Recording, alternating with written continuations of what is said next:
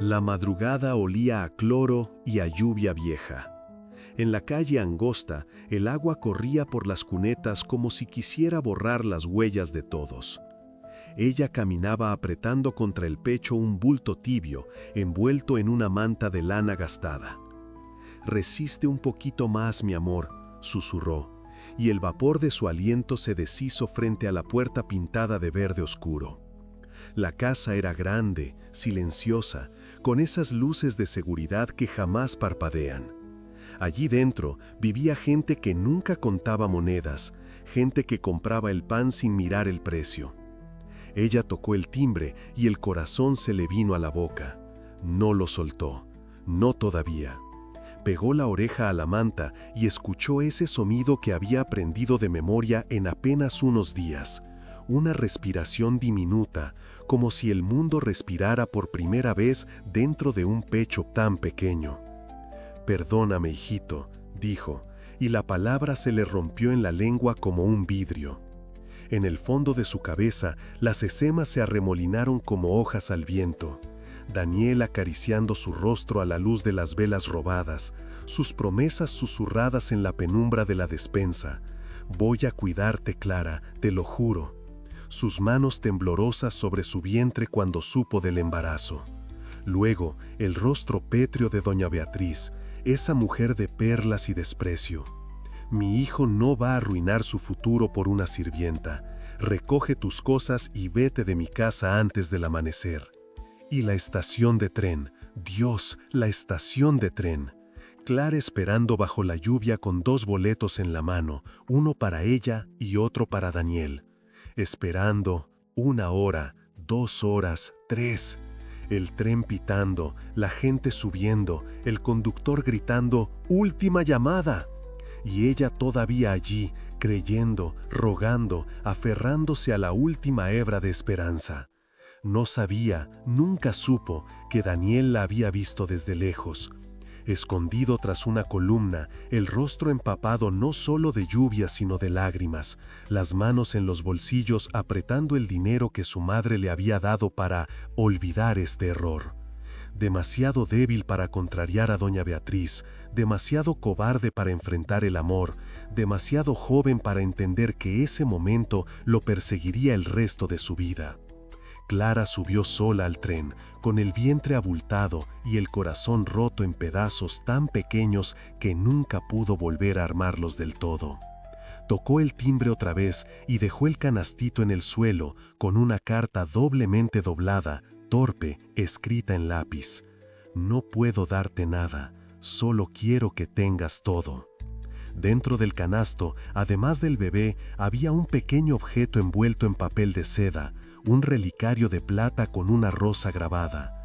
Era lo único de valor que Clara tenía, un regalo de su abuela.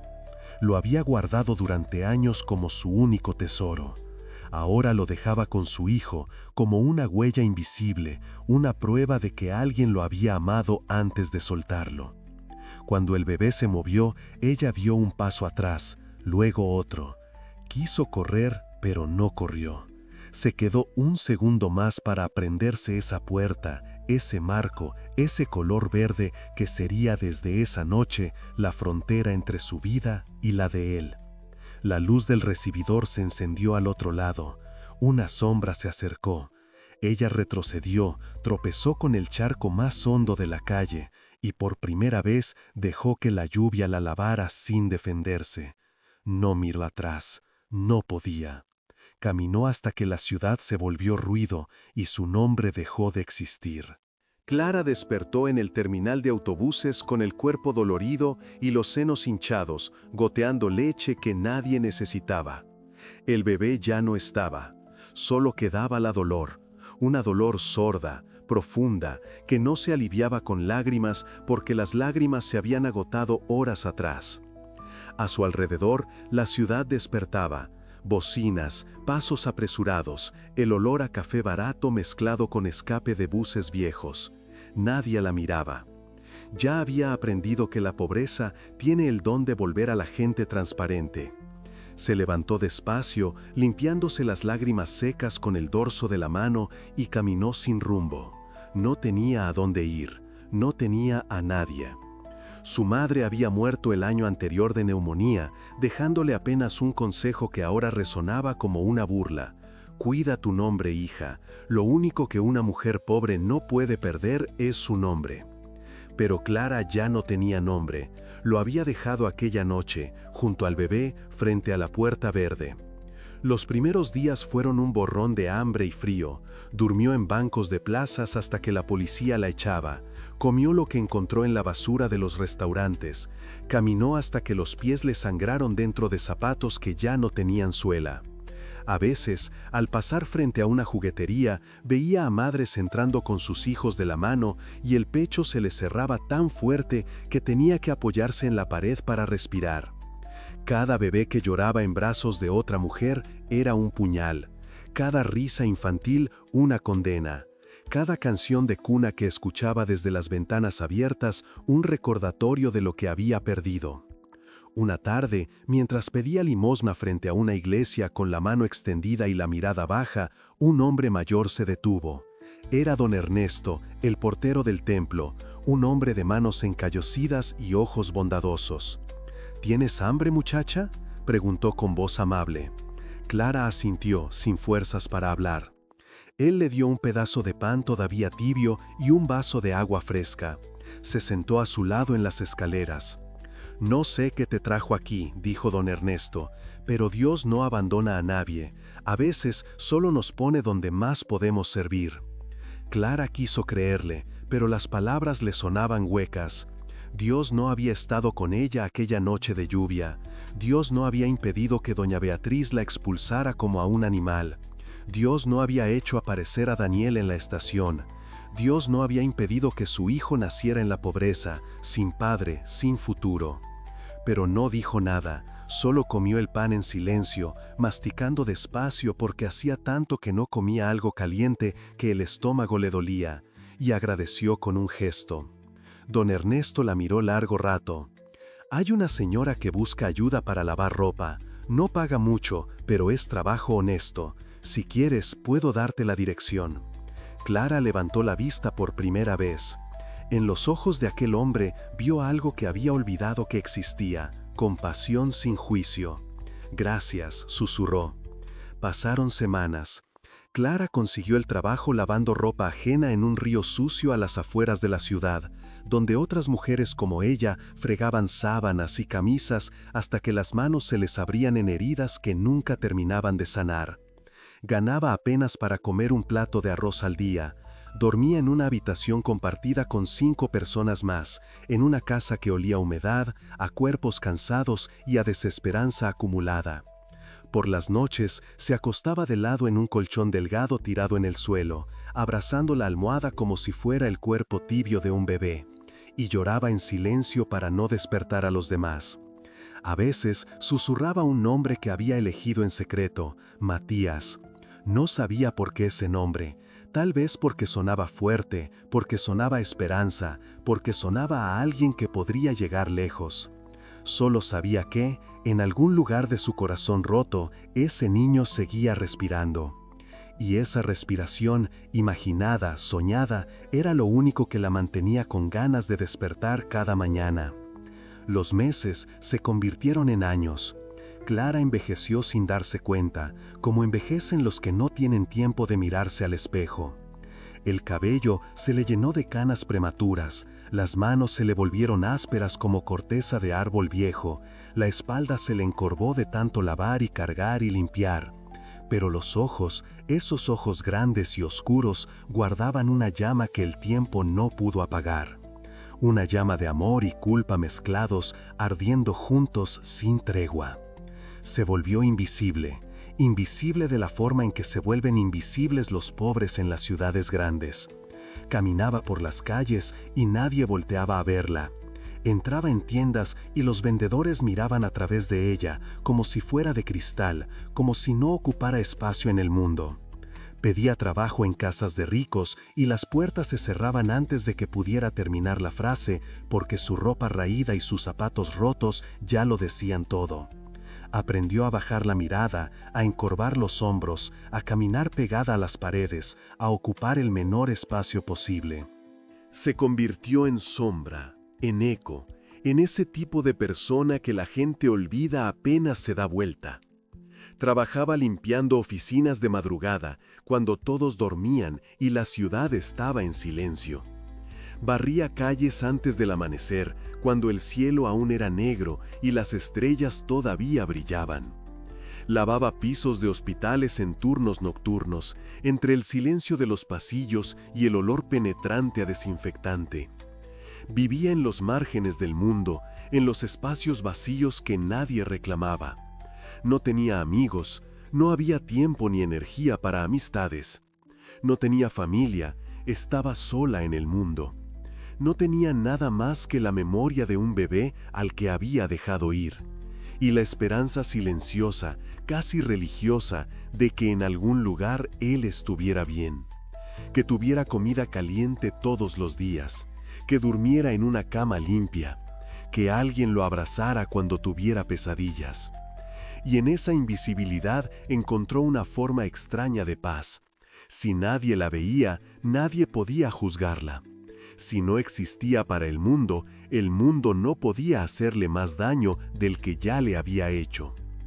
Pero de vez en cuando juntaba las monedas suficientes para el pasaje de autobús, viajaba hasta el barrio rico donde había dejado al niño. Se bajaba 3 cuadras antes y caminaba despacio, con el corazón latiendo tan fuerte que le dolía. Y miraba de lejos la puerta verde. Nunca se acercaba, no se atrevía. Solo se quedaba allí, de pie en la acera de enfrente, escondida detrás de un árbol o de un poste, como quien visita una tumba que no puede tocar. A veces veía movimiento dentro de la casa, luces que se encendían, sombras que pasaban por las ventanas, y se preguntaba si una de esas sombras era él, si estaría bien, si sería feliz, si alguna vez pensaba en ella. Hasta que un día, 12 años después de aquella noche de lluvia, el destino decidió que el castigo o la redención no había terminado. Era una mañana de invierno, con ese frío seco que pela la piel. Clara estaba en el mercado comprando papas con las últimas monedas de la semana cuando escuchó, por casualidad, una conversación entre 2 mujeres que seleccionaban zanahorias. «¿Necesitan empleada en la casa de los Salazar, allá en el barrio norte?», decía una de ellas, una mujer gorda con delantal floreado. «Dicen que pagan bien y tratan con respeto. Mi prima trabajó ahí hace años, antes de que adoptaran al niño». Clara sintió que el corazón le daba un vuelco. Se acercó, disimulando que miraba las verduras. «¿Adoptaron un niño?», preguntó la otra mujer. «Sí, hace como 12 años. Llegó de bebé. Dicen que lo encontraron en la puerta. Un milagro», decía la señora Elena. Clara dejó caer las papas. Rodaron por el suelo sucio del mercado. Las 2 mujeres la miraron extrañadas mientras ella se agachaba a recogerlas con manos temblorosas. «¿Sabe la dirección?», preguntó Clara con un hilo de voz, dirigiéndose a la mujer del delantal. La mujer la miró de arriba a abajo, evaluando si era presentable para recomendarla. «Avenida Los Cedros 457. Pero vaya bien vestida, que la señora Elena es exigente. Y no se le ocurra llegar tarde». Clara anotó la dirección en un papel arrugado que sacó del bolsillo de su falda raída. El pulso le temblaba tanto que apenas podía escribir. Pagó las papas con manos torpes y salió del mercado caminando rápido, casi corriendo. Avenida Los Cedros 457. 12 años. Un bebé encontrado en la puerta. Podía ser él. Dios santo, podía ser él. Esa noche no durmió. Se quedó sentada en el colchón, con la espalda contra la pared fría y húmeda, mirando el papel con la dirección. En su cabeza, las voces se peleaban. «Es él, tienes que ir, tienes que verlo, aunque sea de lejos». ¿Y si lo arruinas todo? ¿Y si tu presencia destruye la vida que construyó? Solo será un trabajo, nadie tiene que saber. Él te odiará si descubre la verdad. Al amanecer tomó una decisión. Iría, pero solo para verlo, para saber que estaba bien, y luego desaparecería de nuevo, como había hecho aquella noche de lluvia. Se puso su mejor ropa, un vestido gris que había remendado 1000 veces, lavado y planchado con tanto cuidado que casi parecía nuevo.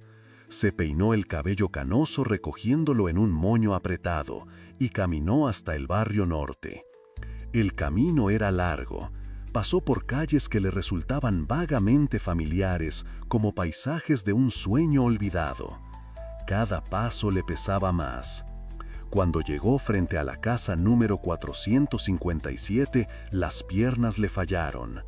La puerta era verde, verde oscuro, con un marco de madera tallado exactamente como la recordaba, exactamente como la había visto en sus pesadillas durante 12 años. El aire se le escapó de los pulmones. Tuvo que apoyarse en el portón de hierro para no caer. Las manos le sudaban, el corazón le latía tan fuerte que pensó que se le iba a salir del pecho. Puedes irte, todavía puedes irte. Pero el hambre era más fuerte que el miedo, y la necesidad, esa necesidad dolorosa, casi enfermiza, de saber que había sido de su hijo, la empujó hacia adelante como una fuerza invisible. Tocó el timbre. Los segundos que pasaron fueron eternos. Escuchó pasos al otro lado. La puerta se abrió. Una mujer elegante apareció en el umbral. Tendría unos 40 años, tal vez menos. Era difícil saberlo porque esas mujeres ricas siempre parecen más jóvenes de lo que son. Tenía el cabello castaño recogido en un moño perfecto, maquillaje discreto pero impecable, y una sonrisa amable que no llegaba del todo a los ojos. ¿Usted es la que viene por el trabajo?, preguntó con voz suave pero firme.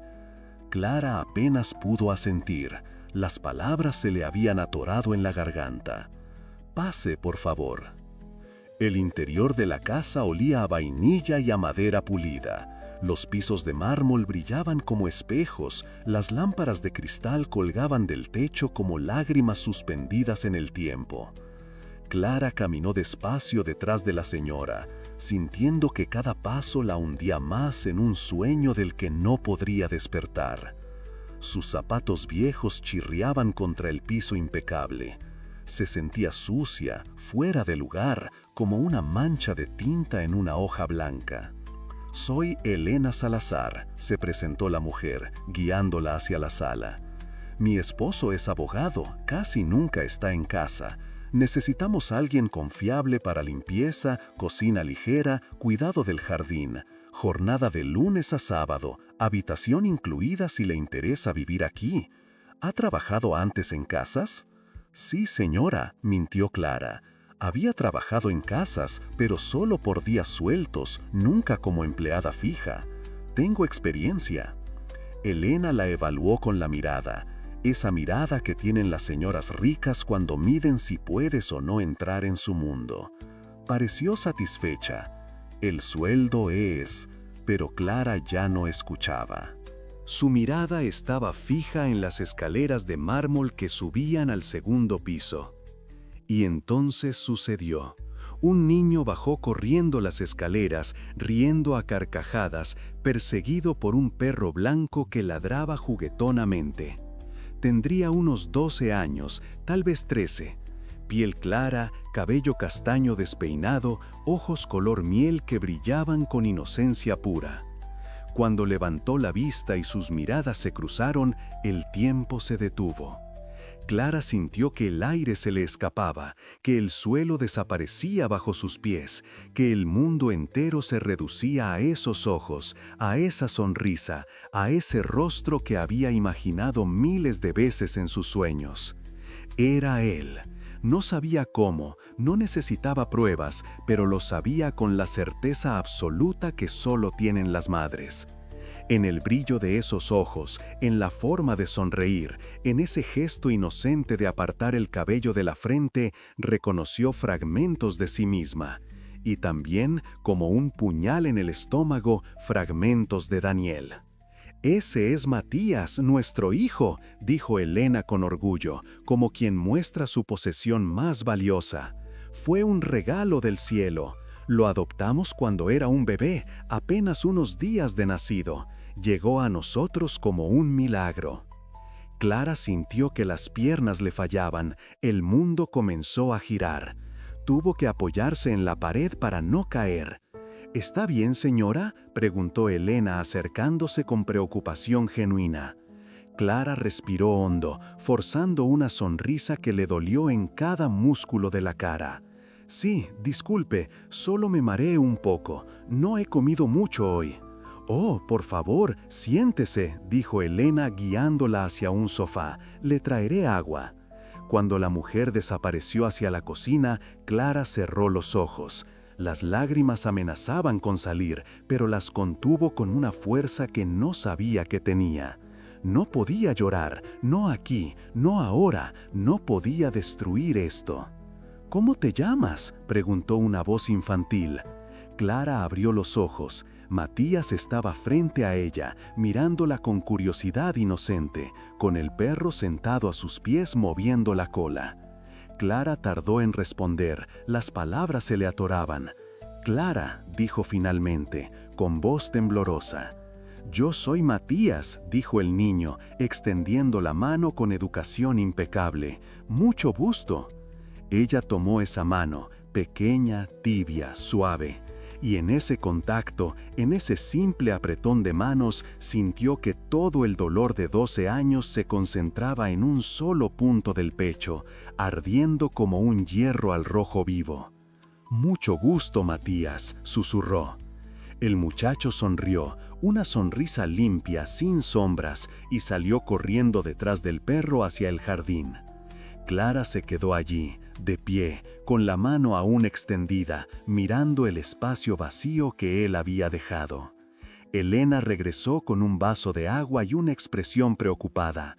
«Tome, beba despacio». Clara bebió, con las manos temblando tanto que el agua casi se derramaba. Elena se sentó frente a ella, esperando a que se recuperara. «¿Acepta el trabajo?», preguntó finalmente. Clara la miró. En ese rostro amable, en esos ojos que miraban con genuina preocupación, vio a la mujer que había criado a su hijo durante 12 años, la mujer que le había dado todo lo que ella no pudo: comida, casa, educación, amor, estabilidad. La mujer que le había salvado la vida. Y sintió una mezcla de gratitud y envidia tan profunda, tan dolorosa, que pensó que se iba a ahogar en ella. «Sí», dijo, «acepto». Esa noche, cuando Clara se acostó en la pequeña habitación de servicio, un cuarto diminuto junto a la cocina, con una cama angosta, una mesita de noche y una ventana que daba al callejón, no durmió. Solo miró el techo agrietado, escuchando los sonidos de la casa. Pasos en el segundo piso, risas lejanas, el ladrido ocasional del perro, el murmullo de la televisión. Y comprendió, con una claridad que le heló la sangre, que Dios no la había perdonado. Dios la había condenado a ver crecer al hijo que había abandonado, sin poder tocarlo de verdad, sin poder decirle quién era, sin poder abrazarlo como madre. Ese era su castigo, y también, de alguna forma retorcida y cruel, su regalo, porque al menos podría verlo. Al menos sabría que estaba bien, al menos podría cuidarlo desde las sombras, invisible pero presente. Y tal vez, solo tal vez, eso sería suficiente para pagar la deuda que tenía con él. Cerró los ojos y por primera vez en 12 años agradeció en silencio. «Gracias por dejarlo vivir, gracias por darle lo que yo no pude. Gracias por permitirme verlo una vez más». Y en la oscuridad de esa habitación pequeña, Clara lloró. Pero esta vez no fueron lágrimas de desesperación, fueron lágrimas de alivio. Los primeros meses en la casa fueron un aprendizaje doloroso de autocontrol. Clara se levantaba antes del amanecer, cuando el cielo todavía era negro y las estrellas brillaban sobre los ángeles. Preparaba el desayuno, limpiaba las habitaciones, lavaba la ropa, cuidaba el jardín, cocinaba el almuerzo, planchaba, barría, trapeaba y se acostaba pasada la medianoche. Trabajaba con una dedicación casi obsesiva, como si cada tarea perfectamente ejecutada fuera una forma de pagar la deuda imposible que tenía con ese niño. Elena era amable pero distante, de esas mujeres que creen que tratan bien a los empleados porque no les gritan y les pagan a tiempo. Nunca preguntaba por la vida de Clara, nunca se sentaba a conversar con ella, nunca la miraba realmente a los ojos. Para Elena, Clara era una empleada eficiente y silenciosa, nada más. Don Rafael, el esposo, era un abogado exitoso que apenas estaba en casa. Salía temprano, regresaba tarde, comía en silencio leyendo documentos y desaparecía en su estudio. Saludaba a Clara con cortesía fría, un buenos días sin levantar la vista y nada más. Pero Matías era diferente. El niño tenía una bondad natural que parecía no pertenecer a este mundo. Siempre decía gracias cuando Clara le servía la comida, siempre preguntaba ¿cómo estás? Cuando la veía cansada. Ayudaba a poner la mesa sin que nadie se lo pidiera, sacaba al perro sin quejarse, hacía su tarea sin que lo presionaran. Y cuando caía y se lastimaba porque era un niño activo, inquieto, lleno de vida, era Clara quien llegaba primero, antes que nadie. Una tarde de verano, mientras jugaba al fútbol en el jardín, Matías tropezó y se raspó fuertemente la rodilla contra el concreto. El grito fue agudo, de dolor real. Clara estaba lavando platos en la cocina y salió corriendo, secándose las manos en el delantal. «Déjame ver, mi amor», dijo sin pensar, y la palabra se le escapó antes de que pudiera detenerla. Se arrodilló en el pasto junto a él, la rodilla sangraba bastante. Matías tenía los ojos llenos de lágrimas, pero trataba de no llorar, ese orgullo infantil de los niños que quieren ser valientes. «Duele», dijo con voz temblorosa. «Lo sé, hijito, pero vas a estar bien, voy a curarte». Clara corrió por el botiquín, volvió con alcohol, gasas y vendas. Limpió la herida con cuidado, soplando suavemente para que no ardiera tanto. Matías la miró con ojos curiosos mientras ella trabajaba. «¿Por qué me dices mi amor?» Clara se quedó helada, con la gasa a medio camino. El corazón le dio un vuelco. «Idiota, idiota, tienes que tener más cuidado». «Perdón», tartamudeó, buscando una excusa. «Es costumbre, a veces las palabras salen solas. Mi mamá me decía así cuando era niña, y supongo que lo repetí sin pensar». Matías sonrió, relajándose. «Me gusta, suena bonito, nadie me dice así». «¿Tu mamá no?» «Mi mamá dice cariño, es diferente». Clara terminó de vendarle la rodilla, apretando la venda con manos que le temblaban. «Ya está, no te lo mojes y mañana estará mejor». «Gracias, Clara». Matías se levantó, probando la pierna. «Eres la mejor». Y salió corriendo de nuevo, como si nada hubiera pasado, persiguiendo al perro por el jardín. Clara se quedó allí, de rodillas en el pasto, con el botiquín abierto a su lado y el corazón latiendo tan fuerte que le dolía. Se llevó las manos a la boca, conteniendo un sollozo. «Tienes que tener más cuidado, no puedes dejar que las palabras te traicionen, no puedes destruir esto». Pero era tan difícil, tan terriblemente difícil estar cerca de él y fingir que era solo un niño más. Tan difícil escuchar su risa y no poder abrazarlo como madre. Tan difícil verlo crecer y saber que nunca sabría la verdad. Los meses se convirtieron en años. Matías creció ante los ojos de Clara como una planta al sol, de niño dulce de 12 años a adolescente reflexivo de 15. Clara lo veía todo desde su lugar en las sombras, lo veía estudiar hasta tarde, la luz de su habitación encendida hasta la madrugada, lo veía ayudar a Elena con las bolsas del mercado sin que se lo pidieran, lo veía acariciar al perro con paciencia infinita cuando el animal estaba viejo y cansado, lo veía defender a los niños más pequeños cuando jugaban en la calle, lo veía llorar en secreto cuando pensaba que nadie lo veía y Clara nunca supo por qué, pero cada una de esas lágrimas era un puñal en su corazón. Y cada gesto bueno, cada palabra amable, cada sonrisa era una daga y una bendición al mismo tiempo.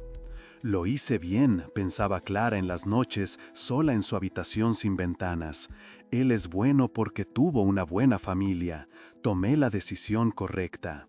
Pero luego venían las otras voces, las oscuras, las que la despertaban a las 3 de la madrugada con el corazón apretado. ¿Y si no fue necesario? ¿Y si podrías haberlo criado? ¿Y si solo fuiste cobarde? Y lloraba en silencio, con la cara hundida en la almohada para no despertar a nadie. Lloraba por los abrazos que nunca dio, por las palabras que nunca dijo, por los cumpleaños que no celebró, por los primeros pasos que no vio, por las primeras palabras que no escuchó, por los años que nunca podría recuperar. Una noche de invierno, cuando Matías tenía 15 años, cayó enfermo con gripe fuerte. Fiebre alta, tos persistente, cuerpo adolorido. Elena y Rafael llamaron al médico, compraron medicinas, pero ninguno de los dos podía quedarse despierto toda la noche. Rafael tenía un juicio importante al día siguiente. Elena había tomado un somnífero porque sufría de insomnio. «Clara», dijo Elena antes de subir a su habitación, «¿podrías vigilar a Matías esta noche? Si la fiebre sube, me despiertas de inmediato». «Por supuesto, señora». Clara pasó toda la noche en una silla junto a la cama de Matías. Cambiaba la toalla húmeda de su frente cada media hora, le daba agua cuando tosía, lo arropaba cuando temblaba de frío, le acariciaba el cabello cuando gemía en sueños. A las 3 de la madrugada, Matías abrió los ojos, medio delirando por la fiebre. «Mamá», murmuró con voz ronca. Clara sintió que el mundo se detenía. El corazón le dio un vuelco tan fuerte que pensó que se le iba a salir del pecho. Las lágrimas le vinieron a los ojos sin permiso. «Sí», susurró sin poder evitarlo, «aquí estoy». Matías sonrió débilmente y volvió a cerrar los ojos, hundiéndose en el sueño. Clara se quedó allí, con la mano sobre su frente ardiente, llorando en silencio. Por un segundo, solo un segundo, había sido su madre. Y ese segundo valía más que todos los años de dolor. Cuando el amanecer entró por la ventana y Elena bajó a ver cómo había pasado la noche a su hijo, encontró a Matías descansando profundamente, con la fiebre ya bajando, y a Clara dormida en la silla con la mano todavía sobre su frente. «Gracias, Clara», dijo Elena con una sonrisa cansada pero genuina. «No sé qué haríamos sin ti». Clara bajó la cabeza para ocultar los ojos enrojecidos. «No hay de qué, señora. Dios me puso aquí para servir». Pero por dentro algo se había roto y sanado al mismo tiempo. Ya no sabía si estaba sirviendo a Dios o simplemente amando de la única forma que le estaba permitida. 3 años después de que Clara comenzara a trabajar en la casa, cuando Matías tenía 15 años y estaba en pleno torbellino de la adolescencia, todo cambió. Era un martes común. Elena había salido temprano a una cita médica. Llevaba semanas con migrañas terribles que ningún doctor conseguía explicar. Cuando llegó a la consulta, el dolor era tan intenso que tuvo que volver a casa antes de tiempo. Subió las escaleras despacio, sosteniéndose la cabeza, y se encontró con Clara limpiando el estudio de Rafael. La puerta estaba abierta. Clara pasaba el plumero por los estantes llenos de libros jurídicos, de espaldas a la puerta. Y entonces sucedió. Un sobre amarillento cayó al suelo desde uno de los estantes superiores, deslizándose entre 2 libros de derecho civil. Elena se detuvo en el pasillo, observando. Clara se agachó a recogerlo. El sobre no tenía nombre, solo una palabra escrita en tinta azul que se había desvanecido con los años. Adopción.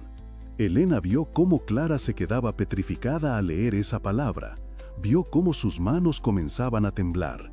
Y entonces Clara hizo algo que no debió hacer. Abrió el sobre. Elena se quedó inmóvil en el pasillo, escondida a medias detrás de la pared, observando. Su corazón comenzó a latir más rápido.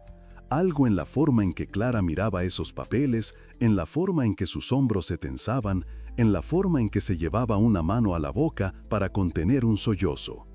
Clara sacó los documentos, certificados de adopción, fechas, firmas de abogados. Y al final, doblada muchas veces, amarillenta por los años, había una carta escrita a mano con letra temblorosa, en lápiz. Clara la desdobló con manos que le temblaban tanto que el papel crujía, y leyó las palabras que ella misma había escrito 15 años atrás. No puedo darte nada, solo quiero que tengas todo. Las lágrimas comenzaron a rodar por sus mejillas sin control. Se llevó la carta al pecho, apretándola contra el corazón como si fuera el cuerpo de un bebé. Un sollozo se le escapó, bajo, ahogado, desesperado. Elena sintió que el aire se le escapaba. En ese momento, todo encajó.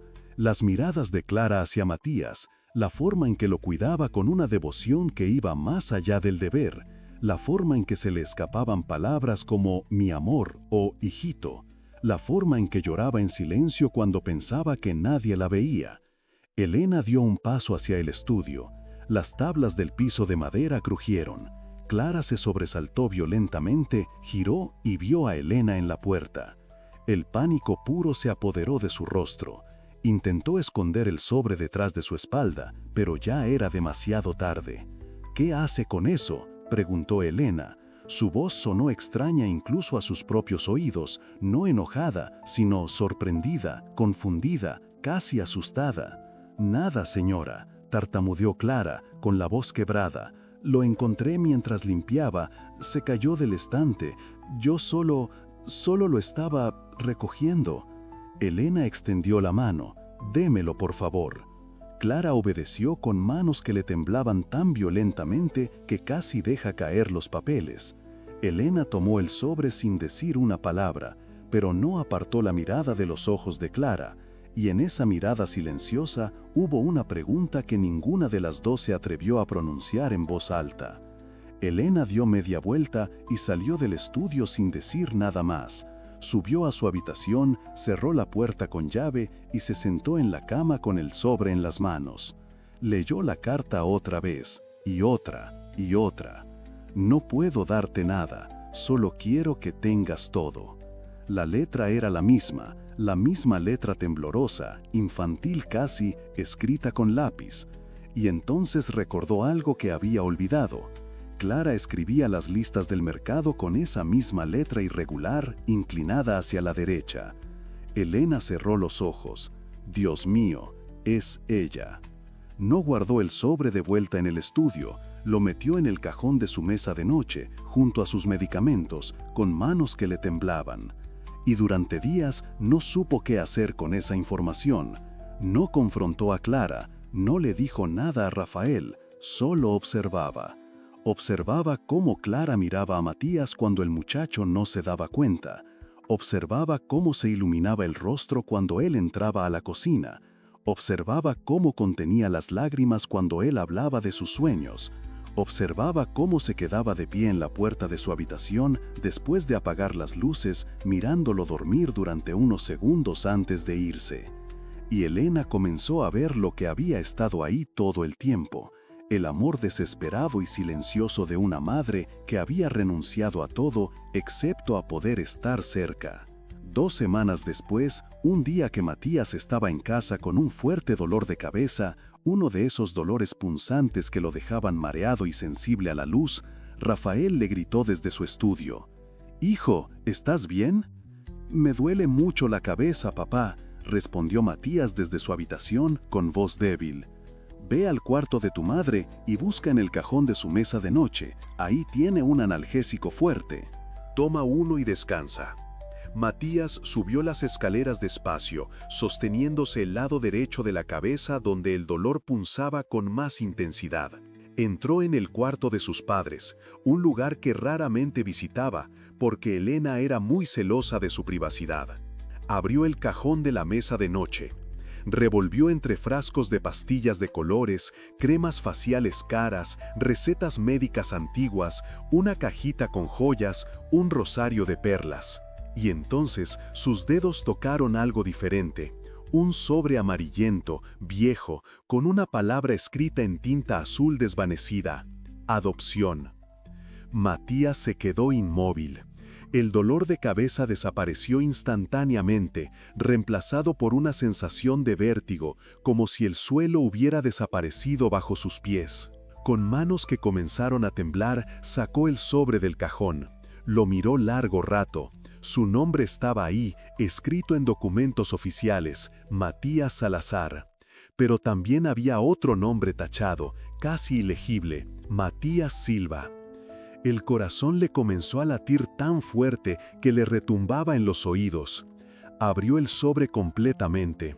Dentro había papeles legales con sellos y firmas de abogados. Certificado de adopción. Fecha: 18 de marzo de 2010. Lugar: Los Ángeles, California. Adopción cerrada. Identidad de la madre biológica protegida por ley. Y al final, doblada muchas veces, como si alguien la hubiera abierto y cerrado cientos de veces, había una carta escrita a mano. El papel estaba amarillento, quebradizo. La tinta del lápiz se había difuminado en algunas partes. Matías la desdobló con dedos torpes y leyó: No puedo darte nada, solo quiero que tengas todo. Perdóname, mi niño, perdóname por no ser suficiente, por no tener casa, ni comida, ni futuro que darte. Perdóname por ser tan joven, tan pobre, tan sola. Te estoy dejando en esta puerta porque sé que aquí te darán lo que yo no puedo: un techo, comida caliente, ropa limpia, educación, una vida. No me odies, por favor, no me odies. Esto no es abandono, es amor, el único tipo de amor que puedo darte.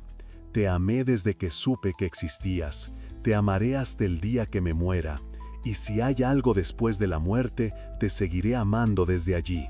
Sé feliz, hijito, sé todo lo que yo no pude ser. Vive la vida que yo no pude vivir.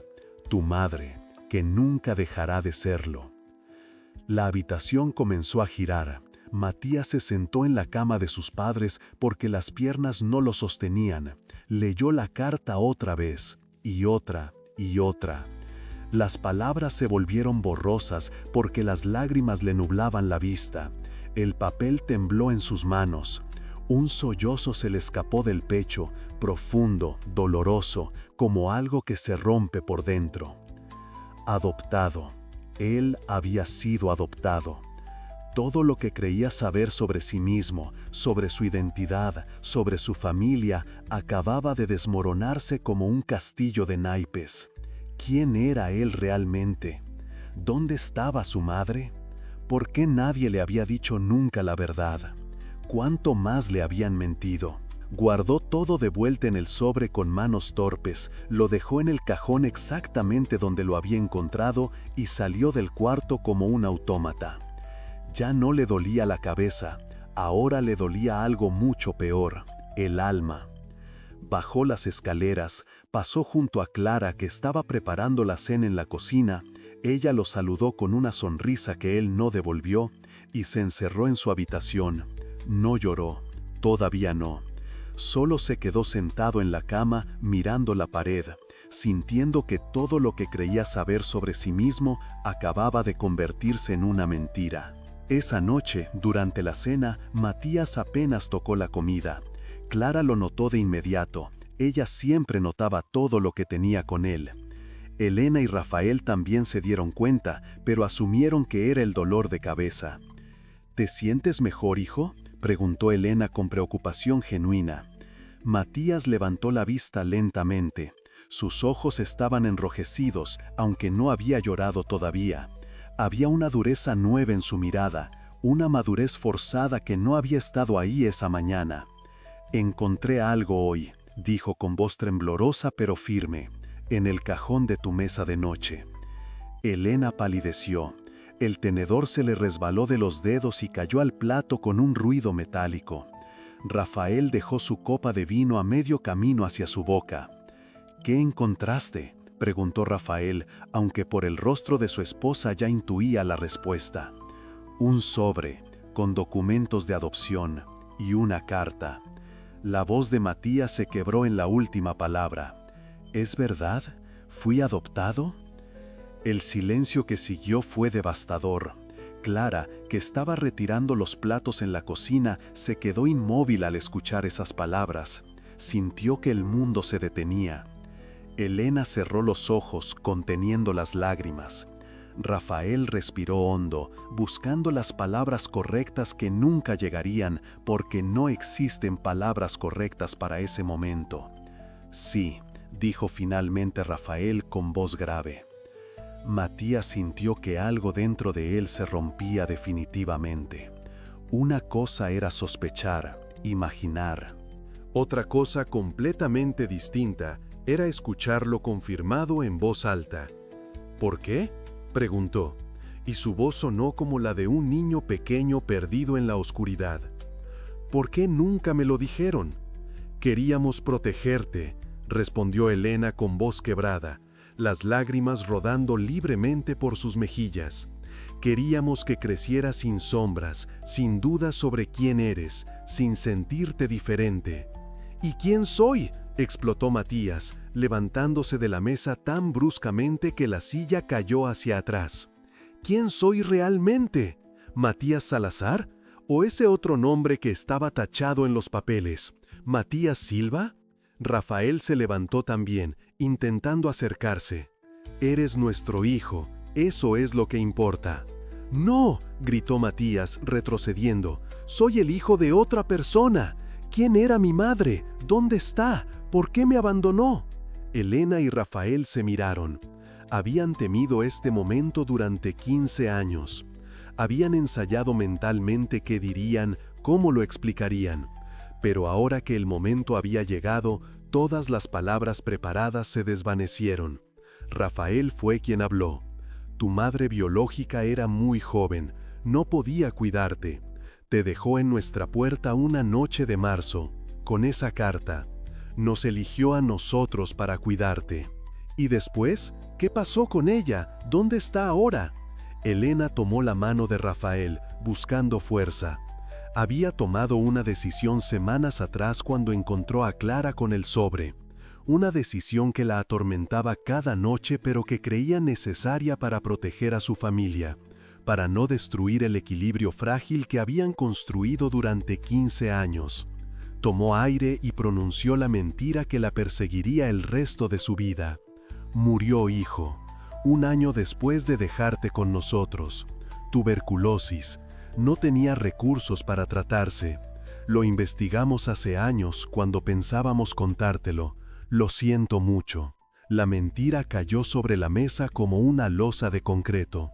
Clara, que escuchaba desde la cocina con el corazón en la garganta, sintió que las piernas le fallaban. Tuvo que apoyarse en el marco de la puerta para no caer. «Muerta. Me declararon muerta».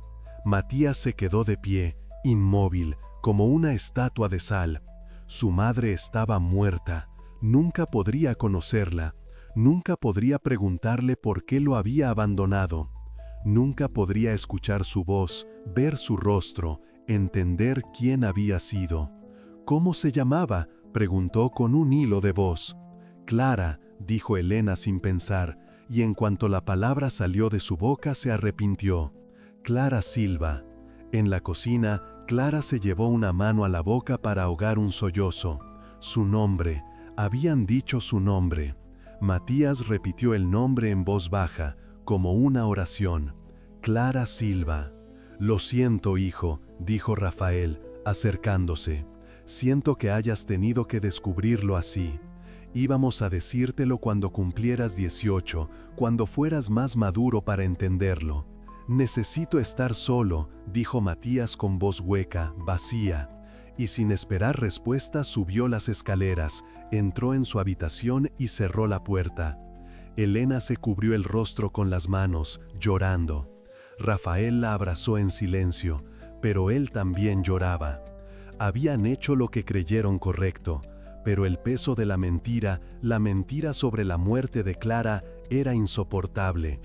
En la cocina, Clara se deslizó lentamente hasta el suelo, con la espalda contra la pared. Se abrazó las rodillas y lloró en silencio, mordiéndose el puño para no hacer ruido. Muerta. Para su hijo, ella estaba muerta. Y tal vez era mejor así. Tal vez era más fácil para Matías llorar a una muerta que odiar a una madre viva que lo había abandonado, pero el dolor de esa mentira, de saber que su hijo crecería pensando que ella había muerto cuando estaba tan cerca, tan terriblemente cerca, era más de lo que podía soportar. Los días siguientes fueron los más difíciles en esa casa desde que Matías había llegado como bebé 15 años atrás. Matías se volvió distante, callado, como un fantasma que caminaba por los pasillos sin hacer ruido. Pasaba horas encerrado en su habitación, salía solo para comer y cuando comía apenas probaba bocado. No hablaba más que monosílabos. Elena y Rafael intentaban acercarse, pero él levantaba un muro invisible cada vez que lo intentaban. No estaba enojado exactamente, estaba roto, procesando el hecho de que toda su vida había sido construida sobre una verdad a medias. Clara lo notó de inmediato. Veía cómo el muchacho caminaba por la casa con los hombros caídos, como si cargara el peso del mundo. Veía cómo ya no sonreía al saludar. Veía cómo sus ojos, esos ojos color miel que ella conocía tan bien, estaban llenos de una tristeza profunda, antigua, como si hubiera envejecido 10 años en una noche. Y no podía hacer nada, no podía acercarse, no podía consolarlo, no podía decirle la verdad. Solo podía observar desde las sombras mientras su hijo sufría. Una tarde, 5 días después de la revelación, Matías bajó a la cocina a buscar agua. Clara estaba allí, doblando ropa limpia recién sacada de la secadora. Cuando él entró, ella levantó la vista y sus miradas se encontraron. Hubo algo en ese momento, algo que ninguno de los dos pudo explicar. Una conexión silenciosa, como un hilo invisible que los unía. Matías se quedó de pie en la puerta, mirándola. Clara dejó la toalla que estaba doblando y le devolvió la mirada. Durante largos segundos ninguno dijo nada. Finalmente, Matías habló.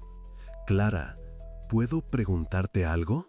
«Claro, hijo». La palabra se le escapó naturalmente como siempre. Matías entró en la cocina y se sentó en uno de los bancos altos junto a la isla de cocina. Parecía más pequeño de lo que era, más frágil, como si la revelación lo hubiera encogido. ¿Tú tienes hijos?» Clara sintió que el mundo se detenía, el aire se le escapó de los pulmones. Esa pregunta, en ese momento, era como si el universo estuviera jugando con ella, probando hasta dónde podía llegar su capacidad de mentir. «Tuve», dijo apenas audible, eligiendo cada palabra con cuidado, sintiendo que cada letra era un cuchillo. Pero Dios se lo llevó.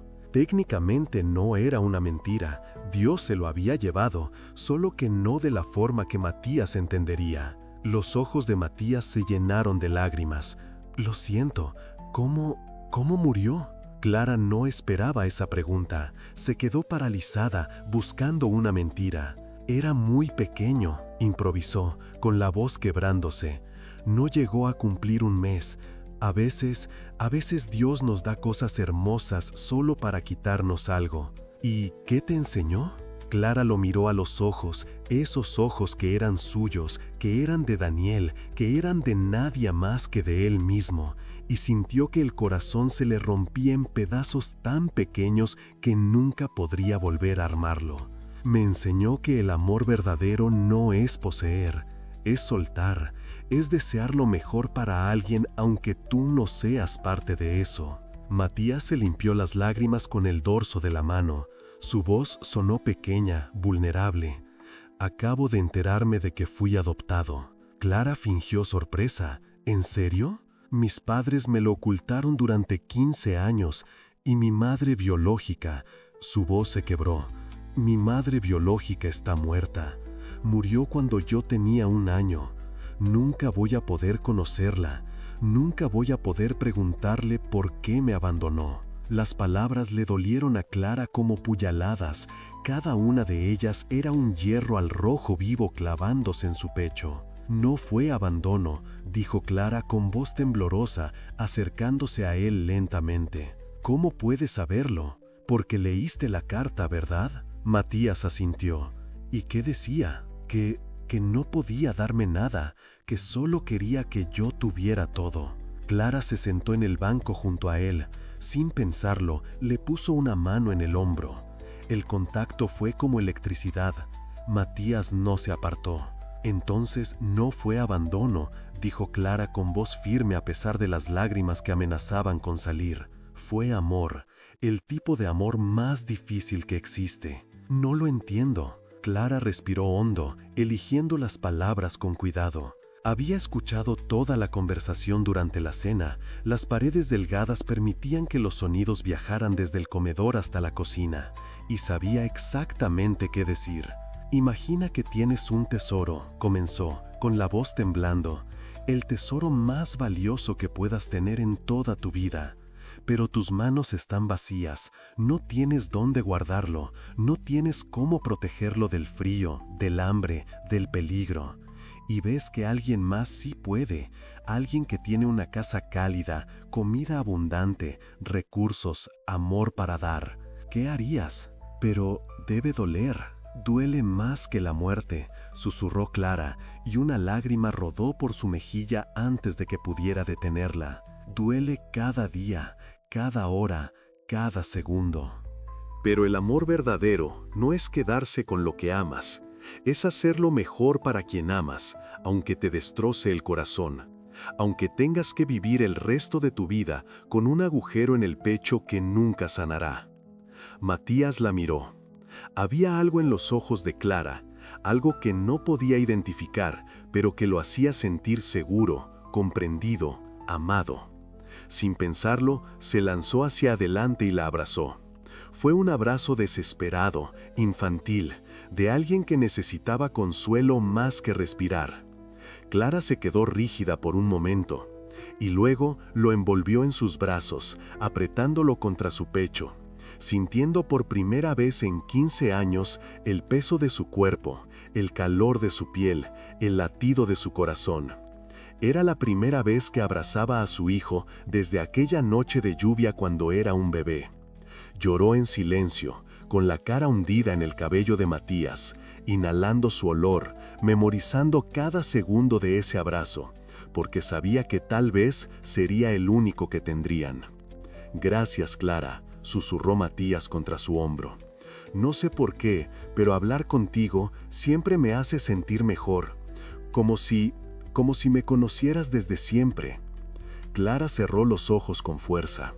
«Porque te conozco desde antes de que nacieras, mi amor. Porque te conocí primero que nadie en este mundo». «Es porque te aprecio mucho, hijito», dijo en voz alta, forzando una sonrisa a través de las lágrimas. «Vas a estar bien. Tus padres te aman. Y estoy segura de que tu madre biológica, donde quiera que esté, también te amó. No la juzgues por haberte dejado, júzgala por haberte querido lo suficiente como para darte una oportunidad». Matías se apartó y la miró a los ojos. «¿Crees que ella pensó en mí? Ya sabes, antes de morir». «Estoy segura», dijo Clara, y esta vez no tuvo que mentir, de que pensó en ti cada día, cada hora, que fuiste lo último en lo que pensó antes de cerrar los ojos, y que si hay algo después de la muerte, sigue pensando en ti ahora».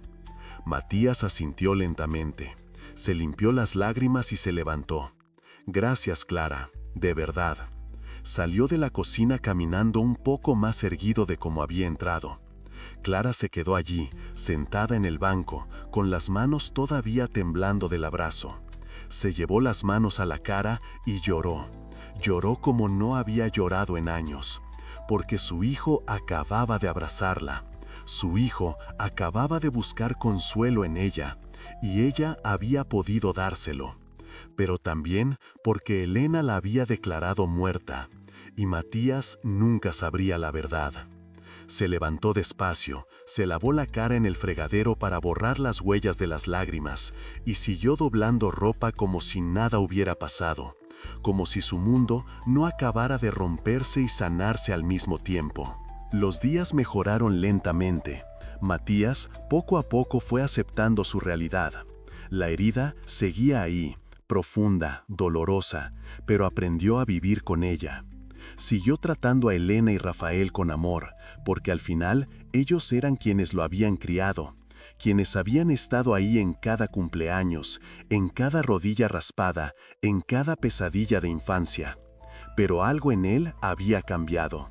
Había madurado de golpe, como si ese descubrimiento lo hubiera obligado a dejar atrás la niñez de una vez por todas. Y se acercó más a Clara. No de forma obvia, pero Elena lo notó. La forma en que Matías buscaba excusas para estar en la cocina cuando Clara cocinaba, la forma en que le preguntaba sobre su día, la forma en que se ofrecía a ayudarla con tareas pesadas. Elena observaba en silencio, con el corazón dividido entre el alivio de ver a su hijo recuperarse y el miedo creciente de lo que podría pasar si la verdad salía a la luz. Pero no dijo nada, solo observaba y esperaba, rogando en secreto que ese equilibrio frágil no se rompiera. 3 años pasaron. Matías se convirtió en un joven de 18 años, alto, de hombros anchos, con esa mezcla de dulzura y firmeza que solo tienen los hombres criados con amor. La herida de descubrir su adopción nunca sanó del todo, pero aprendió a cargarla como se cargan las cicatrices, con aceptación silenciosa. Se dedicó a sus estudios con una intensidad casi obsesiva. Quería demostrar algo, a sí mismo, a sus padres, tal vez a la madre muerta que nunca conoció, que el sacrificio había valido la pena. Y un día de abril, cuando la primavera apenas comenzaba a pintar de verde los árboles de Los Ángeles, llegó la carta de Stanford. Matías la abrió con manos temblorosas, de pie en el recibidor, con Elena y Rafael observando desde el umbral de la sala. Clara estaba en la cocina, pero había dejado de lavar los platos para escuchar. «Estimado señor Salazar», leyó Matías en voz alta y su voz temblaba. «Nos complace informarle que ha sido aceptado en la Universidad de Stanford, Facultad de Medicina, promoción 2029». El resto de las palabras se perdieron en los gritos de alegría. Elena corrió a abrazarlo, llorando de felicidad. Rafael lo levantó en un abrazo de oso, riendo. El perro, ya viejo, con el hocico blanco, ladraba emocionado sin saber por qué. En la cocina, Clara se llevó una mano a la boca. Las lágrimas rodaron por sus mejillas sin permiso. Su hijo, su bebé, iba a ser médico. «¡Clara!», gritó Matías desde el recibidor. «¡Clara, ven!».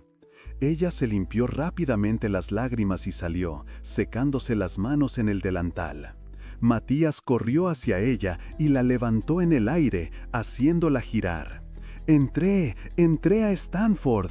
«Lo sabía», dijo Clara, riendo y llorando al mismo tiempo. «Siempre supe que lo lograrías». La bajó y la miró a los ojos. «Parte de esto es gracias a ti. A todas esas veces que me trajiste café mientras estudiaba hasta tarde. A todas esas comidas que me preparabas. A todo». «Yo solo hice mi trabajo», dijo Clara, bajando la mirada. «Hiciste mucho más que eso», respondió Matías con seriedad. «Siempre has hecho mucho más que eso». Elena y Rafael decidieron organizar una cena especial para celebrar. Invitaron a familiares cercanos, amigos de Matías, algunos vecinos. Esa noche, la casa brillaba como nunca. Velas en todas las mesas, la vajilla fina que solo se usaba en ocasiones especiales, música suave de fondo, flores frescas en cada rincón. Clara había pasado todo el día cocinando. Preparó el menú favorito de Matías, pollo al horno con papas doradas y romero, ensalada fresca con vinagreta de limón, verduras asadas y un pastel de chocolate de 3 capas que le había tomado toda la tarde hacer. Mientras los invitados llegaban y llenaban la casa con risas y conversaciones, Clara trabajaba en la cocina, sirviendo platos, rellenando copas, asegurándose de que todo estuviera perfecto. Desde la cocina podía escuchar fragmentos de la celebración. «Brindemos por nuestro hijo», decía Rafael, levantando su copa de champán. «Por su futuro brillante, por sus sueños, por todo lo que logrará». «Por Matías», repitió Elena, con los ojos brillantes de lágrimas de orgullo. «El mejor regalo que la vida nos pudo dar». Hubo un coro de «por Matías» y el sonido de copas chocando. Clara escuchaba desde la cocina, con el corazón apretado. Sirvió el postre y luego comenzó a retirar los platos sucios, moviéndose entre las mesas como un fantasma, invisible para los invitados que reían y conversaban. Cuando la cena terminó y los invitados comenzaron a despedirse, Clara se retiró a su habitación como hacía siempre. Pero esa noche no podía quedarse quieta. Se sentó en su cama con las manos temblorosas y sacó de debajo del colchón una pequeña caja de lata oxidada. Dentro había pocas cosas. Una foto borrosa de ella cuando tenía 18 años, tomada en una cabina fotográfica, el boleto de tren de aquella noche cuando huyó sola y el recibo del hospital donde Matías había nacido, que ella había guardado como única prueba de que todo había sido real. Miró esos objetos bajo la luz tenue de la lámpara. Matías se iría pronto, Stanford estaba lejos, tal vez no volvería más que en vacaciones, tal vez esta era su última oportunidad de estar cerca de él. Un toque suave en la puerta la sobresaltó. «¿Clara?» Era la voz de Matías. «¿Puedo pasar?» Rápidamente escondió la caja bajo el colchón. «Sí, pasa». Matías entró. Todavía llevaba la camisa blanca de la cena, pero se había aflojado la corbata. Tenía una sonrisa en su rostro, pero también había algo melancólico en sus ojos.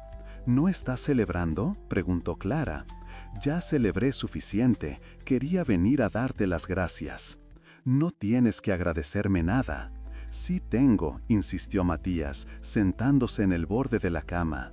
«No sé cómo explicarlo, pero estos últimos 3 años, desde que descubrí que fui adoptado, todo ha sido confuso, pero hablar contigo siempre me ayudó». Me hiciste sentir que no estaba solo.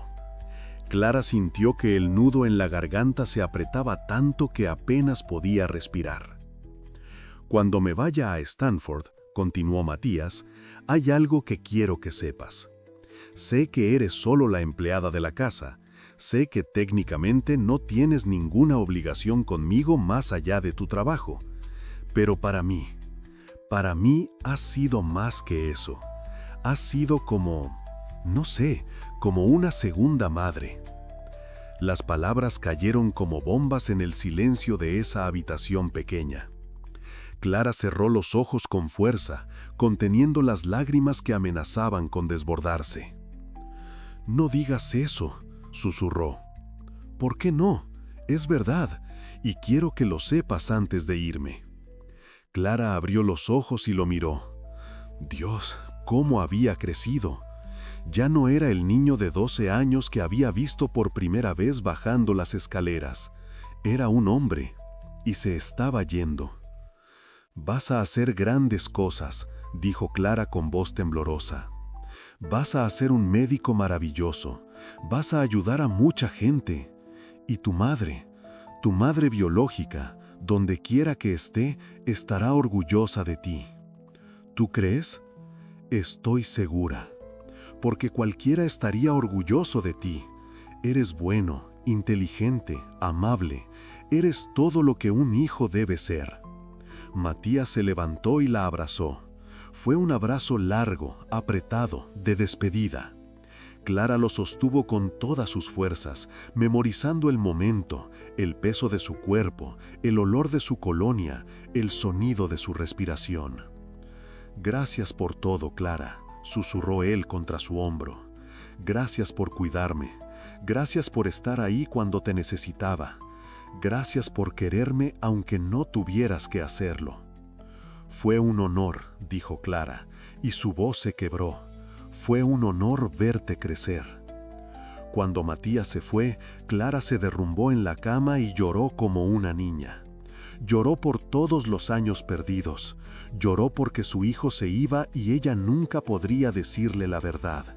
Lloró porque él la había llamado segunda madre sin saber que era la primera. Y lloró porque sabía que después de esa noche todo cambiaría. La semana siguiente fue un torbellino de preparativos. Matías empacó sus cosas, compró libros para la universidad, se despidió de amigos. Elena y Rafael reservaron boletos de avión para acompañarlo a Stanford y ayudarlo a instalarse en el dormitorio. La noche antes de su partida hubo una cena íntima. Solo Elena, Rafael, Matías y, por primera vez en 6 años, Clara fue invitada a sentarse a la mesa. «No, señora», protestó Clara cuando Elena se lo propuso, «no es apropiado». Clara ha sido parte de esta familia durante 6 años, y Matías quiere que estés en su última cena antes de irse. Por favor. Así que Clara se sentó a la mesa donde durante 6 años había servido platos. Se sintió incómoda al principio, fuera de lugar, como una intrusa en un mundo que no le pertenecía. Pero Matías la hizo sentir bienvenida. Le servía agua, le pasaba la sal, le preguntaba su opinión sobre Stanford, sobre California del Norte, sobre todo. Durante el postre, Matías levantó su copa de jugo. Él no bebía alcohol todavía. «Quiero hacer un brindis», dijo. Todos levantaron sus copas. «Por las madres», dijo Matías mirando directamente a Elena, «la que me crió y me dio todo». Luego giró la mirada hacia Clara. «Y por las que cuidan desde las sombras sin pedir nada a cambio». Elena bajó la mirada, incómoda. Rafael carraspeó. Clara sintió que el corazón se le iba a salir del pecho. Brindaron en silencio. Y en ese silencio hubo 1000 palabras no dichas. Después de la cena, cuando todos se habían retirado, Clara estaba en la cocina lavando los platos. Se había negado a dejar los platos sucios hasta el día siguiente. Escuchó pasos detrás de ella. Era Elena. «Clara, necesito hablar contigo», dijo con voz seria.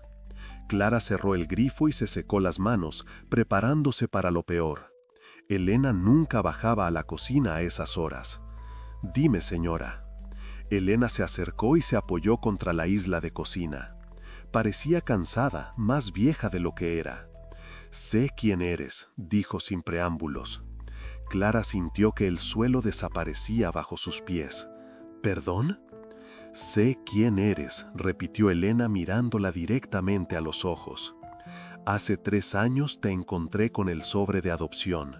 Vi tu letra en la carta, vi cómo mirabas a Matías. Lo supe desde entonces». Clara no pudo hablar, el pánico puro se apoderó de ella. «No voy a despedirte», continuó Elena con voz más suave. «No voy a decirle nada a Matías, pero necesito que sepas algo. Él es mi hijo. Lo he criado durante 18 años. Lo he cuidado cuando estaba enfermo, lo he consolado cuando lloraba. He estado ahí en cada momento de su vida. Y no voy a permitir que eso se destruya». «Nunca fue mi intención», comenzó Clara, con lágrimas en los ojos. «Lo sé», la interrumpió Elena. «Sé que no viniste a reclamar nada. Sé que solo querías estar cerca de él. Y te lo agradezco por dejármelo, por permitirme ser su madre. Pero ahora él se va, y creo que es hora de que tú también te vayas». Las palabras fueron como un puñal. Clara asintió despacio, sin poder hablar. «Mañana por la mañana», dijo Elena, y había lágrimas en sus ojos también. «Después de que Matías se vaya al aeropuerto, te pagaré 3 meses de salario adelantados y te daré una carta de recomendación para que consigas otro trabajo». «Señora», Clara encontró su voz finalmente, «nunca quise hacerle daño. nunca quise quitarle a su hijo. Solo quería verlo una vez más. Solo quería saber que estaba bien. Lo sé, dijo Elena, y una lágrima rodó por su mejilla. Y lo está bien porque tú lo dejaste ir. Está bien porque yo lo crié. Y ahora ambas tenemos que dejarlo ir otra vez. Se dio vuelta y subió las escaleras, dejando a Clara sola en la cocina. Clara se deslizó hasta el suelo, con la espalda contra los gabinetes, y lloró en silencio. Había sabido que este día llegaría. Había sabido desde el principio que esto era temporal, que su lugar en esa casa nunca sería permanente. Pero saber que mañana sería su último día cerca de Matías dolía más de lo que había imaginado. La mañana siguiente llegó demasiado rápido. Clara se levantó antes del amanecer, como siempre, y preparó el desayuno por última vez. Huevos revueltos, tocino, pan tostado, jugo de naranja fresco, café. Cuando Matías bajó, ya vestido con ropa cómoda para el vuelo, encontró a Clara poniendo los platos en la mesa. «Huele delicioso», dijo con una sonrisa. «Quería que desayunaras bien antes del viaje». Desayunaron todos juntos. Hubo conversación ligera, risas nerviosas, consejos de último minuto de Rafael sobre la vida universitaria. Pero Clara apenas participaba. Solo observaba a Matías, memorizando cada gesto, cada sonrisa, cada palabra. Cuando terminaron, Matías subió a buscar su equipaje. Elena y Rafael fueron al carro a acomodar las maletas. Clara estaba en la cocina, lavando los platos del desayuno por última vez, cuando Matías entró. «Clara», dijo, «vengo a despedirme». Ella se dio vuelta, secándose las manos. No confiaba en su voz, así que solo asintió. «No sé cuándo voy a volver», dijo Matías. «Tal vez en Navidad, tal vez antes. Pero quiero que sepas que voy a extrañar tus comidas. Voy a extrañar nuestras conversaciones. Voy a extrañarte a ti». Clara sonrió a través de las lágrimas. «Y yo a ti, hijito». Él se acercó y la abrazó.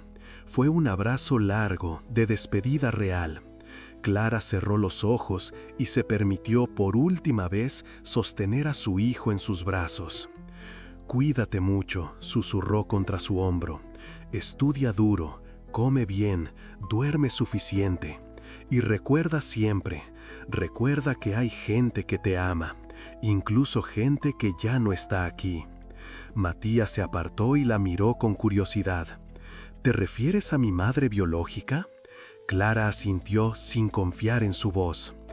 «A veces siento que, no sé, que todavía está cerca. ¿Es una locura?».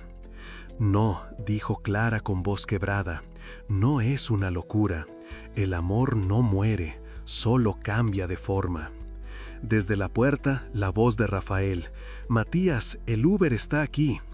«Ya voy», respondió Matías. Le dio un último beso en la mejilla a Clara. «Gracias por todo, de verdad», y se fue. Clara se quedó de pie en la cocina, escuchando el sonido de la puerta principal cerrándose, del carro arrancando, del motor alejándose por la calle. Cuando el silencio regresó, Elena apareció en la cocina. Traía un sobre en la mano. «Aquí está tu liquidación», dijo con voz neutral, «y la carta de recomendación». Clara tomó el sobre con manos temblorosas. «Gracias, señora». «Gracias a ti», dijo Elena, y su voz se suavizó un poco. «Por darle vida, por dejármelo criar, por amarlo lo suficiente como para soltarlo 2 veces». Se dieron la mano, un gesto extraño, formal, pero lleno de significado. 2 madres que habían amado al mismo niño de formas diferentes. Clara subió a su habitación, empacó sus pocas pertenencias en una maleta vieja y salió de la casa por última vez. No miró atrás, no se permitió mirar la puerta verde una última vez. Solo caminó hacia la parada del autobús con el corazón roto, pero también, de alguna forma extraña, en paz. Había hecho lo que tenía que hacer. Había visto a su hijo crecer. Había estado cerca durante 6 años. Y ahora tenía que dejarlo ir otra vez. Porque eso era lo que hacían las madres que amaban de verdad. Soltaban. Clara se mudó a una pensión barata en el lado este de Los Ángeles. Una habitación diminuta con una ventana que daba a un callejón, paredes manchadas de humedad, un colchón delgado en el suelo y un lavabo pequeño en la esquina. Consiguió trabajo limpiando oficinas de noche otra vez. Volvía a ser invisible, volvía a ser nadie. Los primeros meses fueron los más duros. Se despertaba en medio de la noche pensando que escuchaba la voz de Matías llamándola. Se preparaba comidas que sabía que a él le gustaban, olvidando por un segundo que ya no estaba ahí. Caminaba por las calles y veía muchachos de su edad, y cada uno de ellos le recordaba a él. Elena nunca volvió a contactarla. Era como si esos 6 años en la casa de los Aladar nunca hubieran existido. Pero Clara guardaba en su caja de lata una foto que había tomado en secreto. Matías en el jardín, jugando con el perro, riendo con los ojos cerrados. La miraba cada noche antes de dormir. Y rezaba. Rezaba porque él estuviera bien en Stanford, porque hiciera amigos, porque encontrara su camino, porque fuera feliz. El primer año en Stanford fue difícil para Matías. La carga académica era brutal, los compañeros eran competitivos, la soledad era abrumadora. Llamaba a casa cada semana, hablaba con Elena y Rafael, les contaba sobre sus clases, sobre anatomía y bioquímica, y las noches sin dormir estudiando para los exámenes. Pero nunca mencionaba a Clara, y cuando estaba a punto de hacerlo se detenía. Porque no sabía cómo explicar que la extrañaba, que sus comidas le hacían falta, que su forma de escucharlo le hacía falta, que ella le hacía falta. Durante las vacaciones de Navidad del primer año volvió a casa. Estaba emocionado por ver a sus padres, por dormir en su propia cama, por comer comida casera. Pero cuando llegó a la casa algo se sentía diferente, vacío. ¿Dónde está Clara?, preguntó la primera noche durante la cena. Elena y Rafael intercambiaron miradas incómodas. Se fue, dijo Elena con voz neutral. Consiguió un trabajo mejor en otra parte. Mejor salario. ¿Cuándo? Poco después de que te fueras a Stanford. Matías sintió una punzada en el pecho. ¿Y no dejó una dirección, un número de teléfono, nada? No, hijo, lo siento. Matías se quedó callado el resto de la cena. Algo no tenía sentido. Clara no era el tipo de persona que desaparecería sin despedirse. Ella lo había despedido la mañana que se fue a Stanford, sí, pero ¿por qué no había mantenido contacto? Esa noche en su habitación Matías no podía dormir. Se levantó y caminó por la casa oscura. Pasó por la cocina, ahora había una empleada nueva, una señora mayor que cocinaba bien pero no era Clara. Subió al estudio de su padre. Y sin saber muy bien por qué, comenzó a buscar. Buscó en cajones, en estantes, detrás de libros. No sabía qué estaba buscando exactamente. Solo sabía que algo no cuadraba. Y entonces, en un cajón viejo del escritorio que nadie había abierto en años, encontró algo. Un sobre con el nombre Clara Silva, escrito en tinta negra. Lo abrió con manos temblorosas. Dentro había una carta de recomendación, escrita por Elena, fechada el día después de que él se fue a Stanford. Y un cheque por 3 meses de salario. Una liquidación, no una renuncia. Una despedida. Matías bajó corriendo las escaleras. Elena estaba en la sala leyendo un libro. ¿Por qué la despediste?, preguntó sin preámbulos, con el sobre en la mano. Elena palideció. Matías, ¿por qué? ¿Qué hizo Clara para que la despidieras? Rafael apareció desde su estudio, atraído por las voces elevadas. Hijo, cálmate. No me voy a calmar, explotó Matías. Me mintieron, dijeron que ella se fue por un trabajo mejor, pero la despidieron. ¿Por qué? Elena cerró el libro despacio, miró a su esposo, luego miró a su hijo, y tomó una decisión. Porque descubrí quién era, dijo con voz temblorosa. El mundo se detuvo. ¿Qué? Preguntó Matías con un hilo de voz. Clara Silva, dijo Elena, y las lágrimas comenzaron a rodar por sus mejillas. Ese era su nombre completo, el mismo nombre de tu madre biológica. No fue coincidencia. Ella era tu madre. Matías sintió que las piernas le fallaban. Se sentó en el sofá más cercano. El sobre cayó de sus manos. No puede ser. Ustedes dijeron que ella había muerto. Mentí, confesó Elena, llorando abiertamente ahora. Mentí porque tenía miedo de perderte, miedo de que quisieras irte con ella, miedo de que todo lo que habíamos construido se destruyera. Rafael se acercó, pero Matías lo detuvo con una mirada.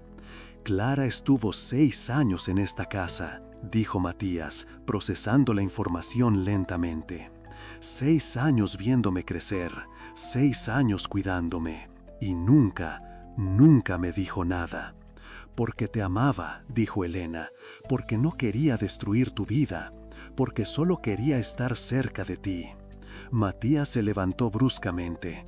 Tengo que encontrarla. Hijo, espera. Pero él ya estaba subiendo las escaleras, buscando su teléfono, buscando la carta de recomendación que tenía la última dirección registrada de Clara. Le tomó 3 días encontrarla. Preguntó en hospitales, en agencias de empleo, en lavanderías, en pensiones baratas. Finalmente, un vecino de una pensión en el lado este le dio la dirección actual. Era un edificio viejo, con las paredes descascaradas y escaleras que crujían. Matías subió despacio hasta el 3er piso, habitación 304. Tocó la puerta con el corazón latiéndole en los oídos. Nadie respondió. Tocó otra vez, más fuerte. Escuchó pasos lentos al otro lado. La puerta se abrió una rendija con la cadena de seguridad puesta. Y ahí estaba Clara. Más delgada, más pálida, con más canas. Pero era ella. Cuando lo vio, los ojos se le llenaron de lágrimas al instante. «Matías», susurró. «Hola, Clara», dijo él, y su voz temblaba. O debería decir, «¿Mamá?». Clara se cubrió la boca con la mano ahogando un sollozo. Cerró la puerta para quitar la cadena y la abrió completamente. Matías entró en la habitación diminuta. Miró alrededor, el colchón en el suelo, las paredes manchadas, la ventana rota parcialmente cubierta con cartón. «¿Has estado viviendo así?», preguntó con la voz quebrada. «Matías, yo puedo explicar». «¿18 años?», explotó él, y las lágrimas comenzaron a rodar por sus mejillas. «¿18 años dejándome creer que mi madre estaba muerta? 6 años trabajando en mi casa, viéndome crecer y nunca dijiste nada». Clara se dejó caer en el colchón llorando. «Porque no quería arruinar tu vida». «Tú eras mi vida», gritó Matías. ¿Sabes cuántas noches pasé preguntándome cómo sería mi madre? ¿Sabes cuántas veces me sentí vacío, incompleto, porque pensaba que ella había muerto sin conocerme? «Lo siento», sollozó Clara. «Lo siento tanto». «¿Por qué me dejaste?», preguntó él, y su voz se quebró como la de un niño. «¿Cómo pudiste dejarme en esa puerta y desaparecer?». «Porque no tenía nada», dijo Clara entre sollozos. «Porque tenía 18 años, sin casa, sin trabajo, sin familia. Porque tu padre, me abandonó. Porque estaba sola y asustada y no sabía qué hacer». «Podías haber vuelto», insistió Matías. «Cuando trabajaste en la casa, podías haber dicho algo». «¿Y qué habría pasado?», preguntó Clara levantando la vista. ¿Habrías dejado a Elena y Rafael que te criaron, que te dieron todo? ¿Habrías venido a vivir conmigo a esta habitación miserable? No, Matías, habría destruido tu vida. Y yo solo quería verte ser feliz». Matías se sentó en el suelo, con la espalda contra la pared, llorando. Pero me mentiste, estuviste tan cerca y me mentiste. Porque mentir era la única forma de protegerte, dijo Clara, y lo haría de nuevo, 1 y 1000 veces. Porque eso es lo que hacen las madres, protegen a sus hijos, incluso si eso significa romperse a sí mismas. Hubo un silencio largo, solo el sonido de ambos llorando en esa habitación pequeña y fría. Finalmente, Matías habló con voz más calmada. ¿Sabes qué es lo más extraño? Que una parte de mí siempre lo supo. No conscientemente, pero había algo en ti, algo que me hacía sentir seguro, como un recuerdo que no podía alcanzar. Clara levantó la vista con el rostro empapado de lágrimas. El corazón siempre sabe, dijo Matías, aunque la mente no entienda. Se levantó despacio y extendió la mano. Clara la miró sin comprender. «Levántate», dijo él. Ella obedeció, temblando. Matías la jaló hacia él y la abrazó. Fue un abrazo largo, apretado, de reconciliación y perdón y amor acumulado durante 18 años. «No esperes que te perdone mañana», dijo Matías con voz baja contra su hombro. «Esto va a tomar tiempo. Estoy herido, estoy confundido, estoy enojado». «Lo sé», susurró Clara. «Pero tampoco espero que te vayas», continuó él, «porque ya te perdí una vez y no voy a perderte otra vez». Se apartaron. Matías se limpió las lágrimas con el dorso de la mano. «Voy a ayudarte a salir de aquí. Voy a encontrarte un lugar mejor. Y vamos a conocernos, de verdad esta vez». Clara asintió sin poder hablar. Matías miró alrededor una última vez. «¿Necesitas algo? ¿Comida? ¿Medicinas?» «Solo necesito que estés bien», dijo Clara. «Eso es todo lo que siempre necesité». Matías dio media vuelta hacia la puerta, pero se detuvo a medio camino. Sin voltearse, dijo: «Gracias, por cierto». «¿Por qué?» «Por darme la vida, por amarme lo suficiente como para dejarme ir, por volver cuando pudiste, por cuidarme desde las sombras, por todo». Y desapareció escaleras abajo, dejando a Clara de pie en su habitación, llorando, pero también, por primera vez en 18 años, sintiendo que podía respirar. Los meses siguientes fueron un proceso lento de reconstrucción. Matías volvió a Stanford, pero mantenía contacto constante con Clara. Le enviaba dinero para que pudiera mudarse a un lugar mejor. Le mandaba mensajes preguntando cómo estaba. La llamaba los domingos. Y poco a poco, entre conversaciones incómodas y silencios largos, comenzaron a construir algo que nunca habían tenido: una relación. Elena, sorprendentemente, fue quien dio el siguiente paso. 3 meses después del reencuentro, apareció en la nueva habitación de Clara, un lugar mucho mejor que la pensión anterior, gracias a la ayuda de Matías. Cuando Clara abrió la puerta y la vio ahí, su primer instinto fue cerrarla. Pero Elena levantó las manos en señal de paz. «No vine a pelear», dijo, «vine a hablar». Clara la dejó pasar. Se sentaron en las 2 únicas sillas que había en la habitación. El silencio fue denso, incómodo. «No vine a juzgarte», comenzó Elena finalmente. «Vine a agradecerte».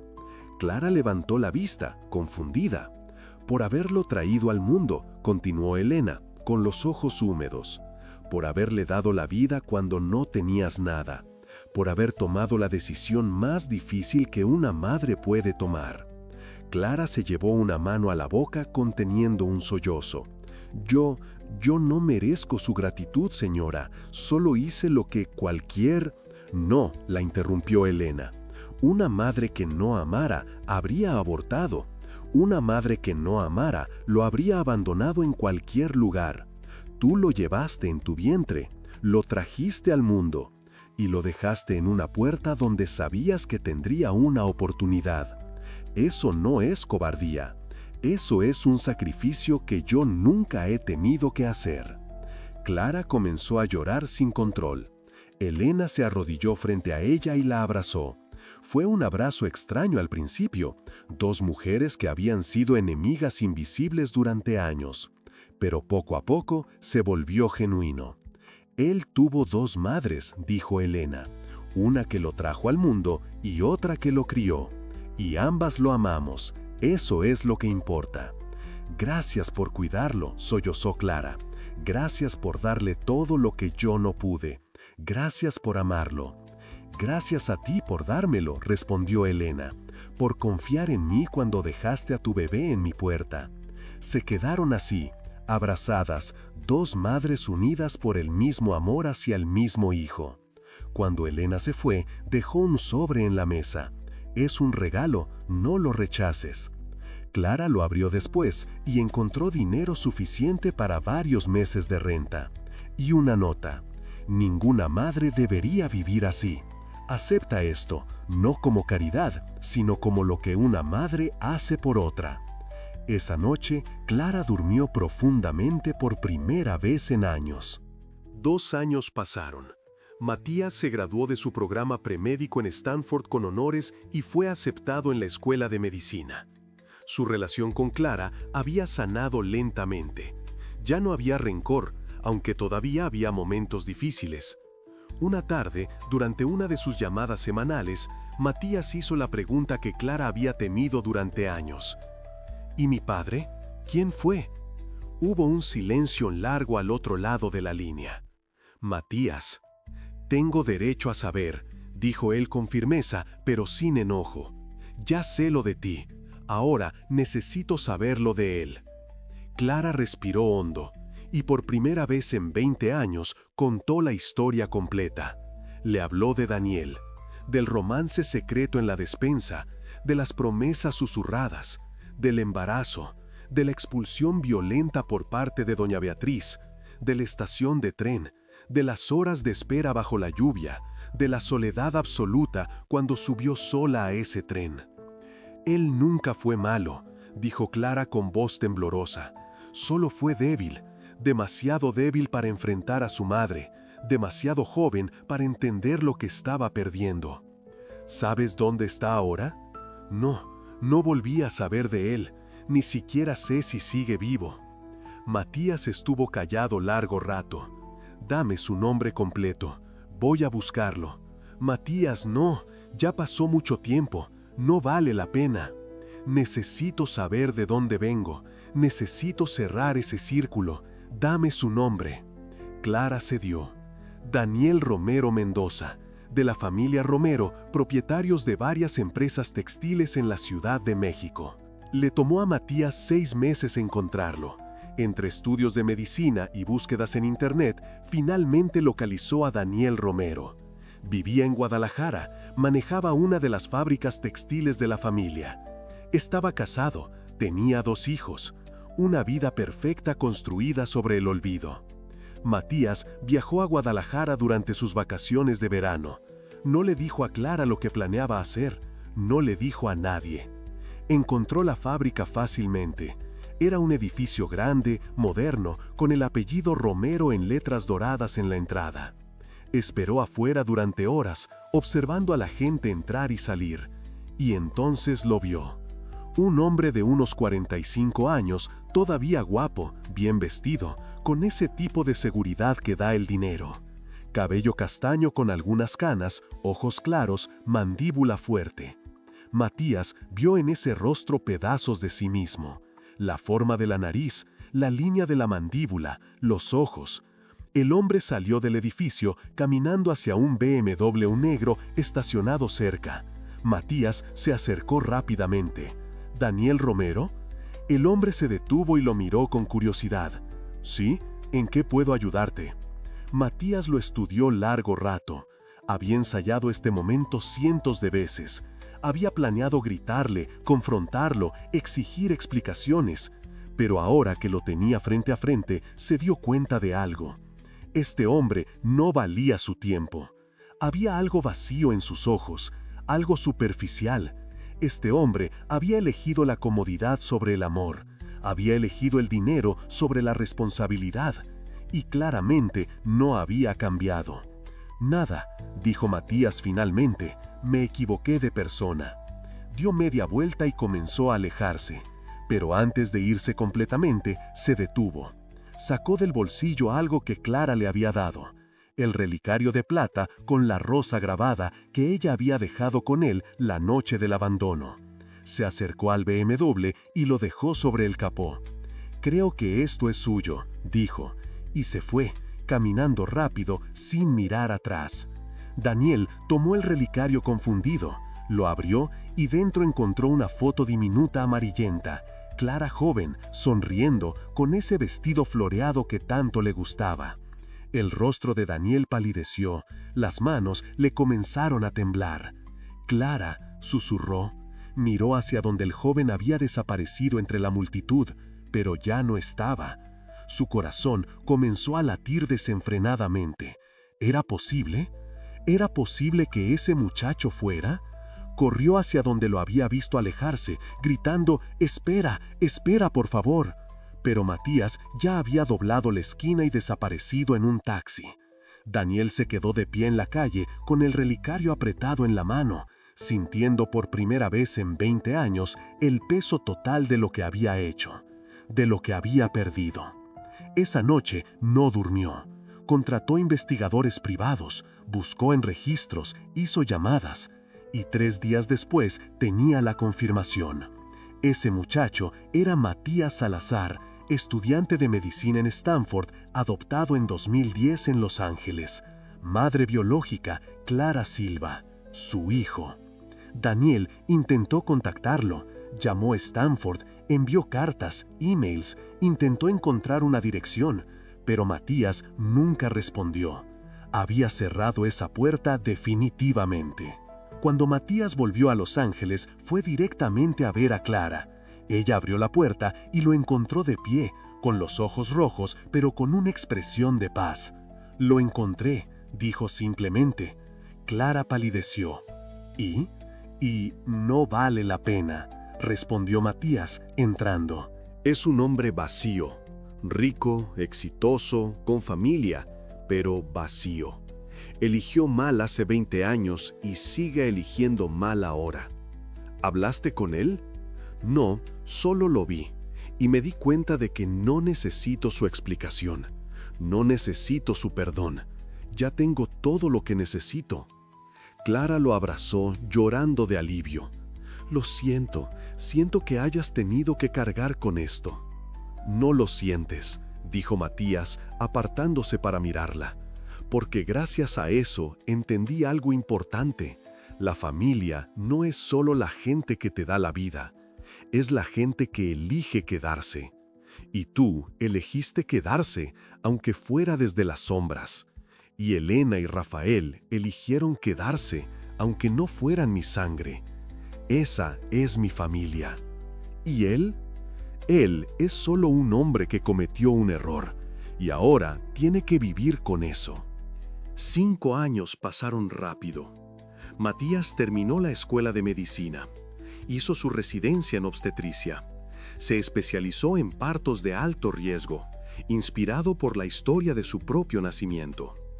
Clara asistió a su graduación, sentada junto a Elena y Rafael.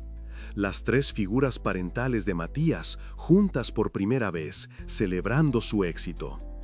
Matías comenzó a trabajar en un hospital público, atendiendo a mujeres pobres, muchas de ellas jóvenes y asustadas, como lo había sido Clara.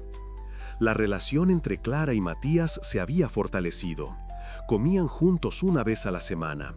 Hablaban por teléfono casi todos los días.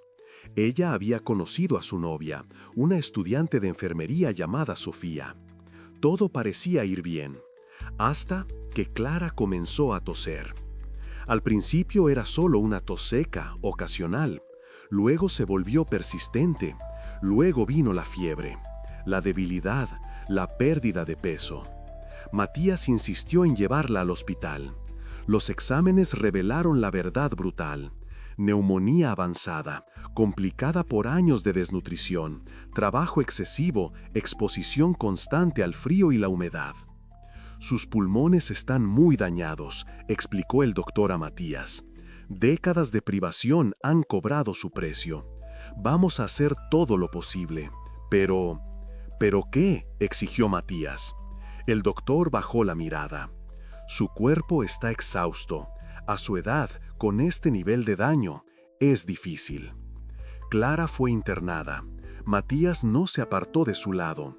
Pasaba las noches en una silla junto a la cama del hospital, leyendo en voz baja, sosteniéndole la mano, monitoreando personalmente cada medicamento que le daban. Elena y Rafael la visitaban a diario. Llevaban flores, libros, oraciones. «Tienes que recuperarte», le decía Elena, sosteniéndole la otra mano. «Matías te necesita, todos te necesitamos». Pero Clara sabía la verdad. Podía sentirla en sus huesos. Su tiempo se acababa. Una tarde, mientras Matías estaba solo con ella, Clara lo miró con ojos cansados pero claros. «¿Puedo pedirte algo? Lo que quieras. Prométeme que seguirás amando, aunque la vida te quite cosas. Que no serás como yo, que confundí el miedo con protección. Que vivirás plenamente, sin esconderte, sin miedo». Matías tomó su mano, luchando contra las lágrimas. «Te lo prometo. Y prométeme que serás feliz, que harás todo lo que yo no pude hacer, que cuando tengas hijos los abrazarás por mí, que vivas la vida que yo no pude vivir». «Lo haré, mamá». Fue solo la segunda vez que la llamaba así, y esa palabra, pronunciada con tanto amor, fue suficiente para que Clara cerrara los ojos y sonriera. Esa noche, el cielo se cubrió de estrellas. Clara despertó una última vez, alrededor de las 3 de la madrugada. Matías dormitaba en la silla a su lado, con la cabeza reclinada, exhausto. Ella estiró la mano con esfuerzo y le acarició el rostro con suavidad. «Gracias», susurró, aunque él no podía escucharla. «Gracias por dejarme ser tu madre, aunque fuera un poco tarde. Gracias por perdonarme. Gracias por amarme cuando no lo merecía». Matías abrió los ojos, despertándose al sentir su toque. «Hey, estoy aquí». Clara lo miró con ojos llenos de paz. «Siempre fuiste mi madre», dijo Matías, como si pudiera leer sus pensamientos. «Desde el principio, en cada abrazo, en cada palabra de consuelo, en cada forma en que me cuidaste sin que yo supiera. Siempre fuiste mi madre». Clara sonrió. Una lágrima rodó por su mejilla. «Te amo», susurró. «Yo también te amo, mamá». Clara cerró los ojos con esa sonrisa serena en los labios. Su respiración se hizo más lenta, y finalmente se detuvo. Matías la sostuvo, llorando en silencio.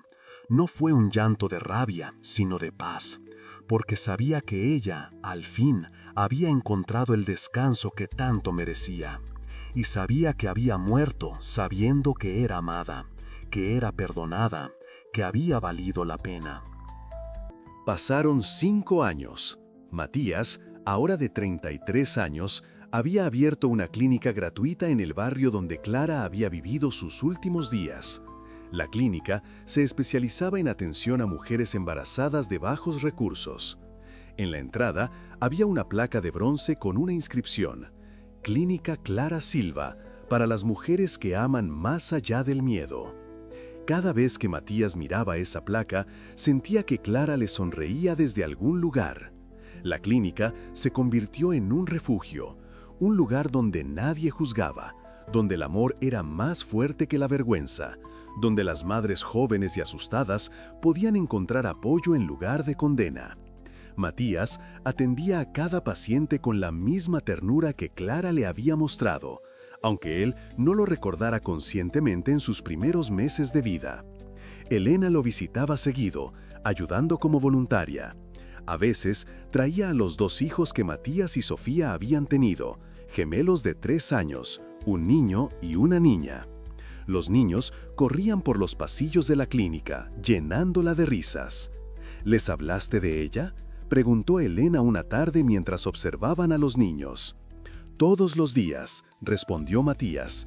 Les cuento la historia de su abuela Clara, de cómo amó tan fuerte que renunció a todo.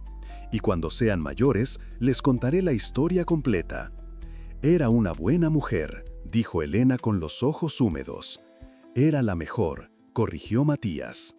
Una tarde lluviosa, una joven de 17 años entró a la clínica. Estaba empapada, temblando, con un bebé recién nacido envuelto en una manta raída. Tenía los ojos llenos de miedo y vergüenza. «Doctor», dijo con voz quebrada, «no tengo cómo pagar, pero mi bebé está enfermo, tiene fiebre y no para de llorar». Matías se le acercó con una sonrisa cálida. «No te preocupes, aquí nadie paga con dinero. Paga con la promesa de cuidar bien a tu bebé». La examinó con paciencia, calmó al bebé, le dio medicinas, diagnosticó una infección simple tratable. Cuando la joven se preparaba para irse, Matías le entregó una bolsa con pañales, leche de fórmula y vitaminas. «Toma, y vuelve cuando necesites, siempre habrá un lugar para ti aquí». La mujer lo miró con lágrimas en los ojos. «¿Por qué hace esto? No me conoce». Matías sonrió y en sus ojos había una profundidad que venía de mucho dolor sanado. «Porque alguien, hace mucho tiempo, me enseñó que el amor no necesita explicaciones, solo necesita manos dispuestas a darlo y corazones dispuestos a recibirlo». La mujer se fue, bendiciendo su nombre. Matías se quedó allí, mirando la lluvia caer por la ventana. En cada gota veía el rostro de Clara. En cada bebé que nacía, escuchaba su voz. En cada madre asustada, reconocía su sacrificio. Y así, bajo esa lluvia mansa que parecía eterna, comprendió que el amor, cuando es verdadero, nunca muere, solo cambia de forma, y sigue sanando generación tras generación, como una bendición que nunca termina. ¿Crees que el amor de una madre puede vencer al tiempo y al destino? Esta historia nos recuerda que el perdón no borra el pasado, pero sí sana el futuro. Cuéntame en los comentarios, ¿qué parte de esta historia te hizo llorar? ¿Perdonarías a una madre que te abandonó por amor? ¿Conoces a alguien con una historia similar? Dale like si esta historia te partió el corazón. Suscríbete para más historias que sanan el alma. Comparte para que más personas recuerden que el amor verdadero nunca abandona, solo se transforma. Porque aquí contamos historias que no solo emocionan, historias que nos recuerdan por qué aún vale la pena creer en el amor.